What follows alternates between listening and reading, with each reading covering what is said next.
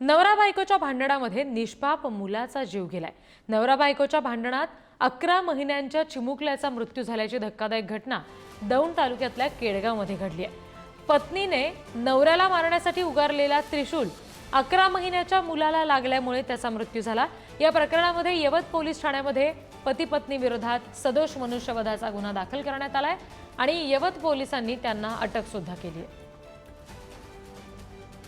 आणखी तपशील घेऊया, प्रतिनिधी विशाल भोंग आपल्याशी जोडले गेले त्यांच्याकडून।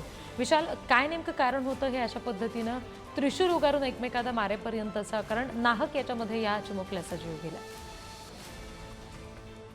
दौंड तालुक्यातील खेडगाव येथे ही घटना घडली आहे। अंगावर शहारे आणणारी आहे। नवरा बायकोच्या भांडणाचा फटका थेट त्याच्या निष्पाप चिमुकल्यांना बसला असून 11 महिन्याच्या अवधूत मेगावडे याचा त्रिशूल डोक्यात घुसल्याने मृत्यू झाला आहे।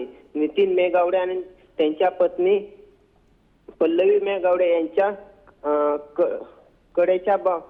कडाक्याच्या भांडणावरून सुरू असलेला वाद हा इकोब्याला गेला आणि त्रिशूळ हातातून हल्ला झाला आणि त्यामध्ये भाग्यश्री मेगावडे यांच्या कडेला असलेल्या 11 महिन्याच्या अवधूतच्या डोक्यात घुसला आणि यात गंभीर जखमी झाला आणि त्यामध्ये त्याचा जागीच मृत्यू झाला। जी, धन्यवाद सगळ्या तपशिलांसाठी।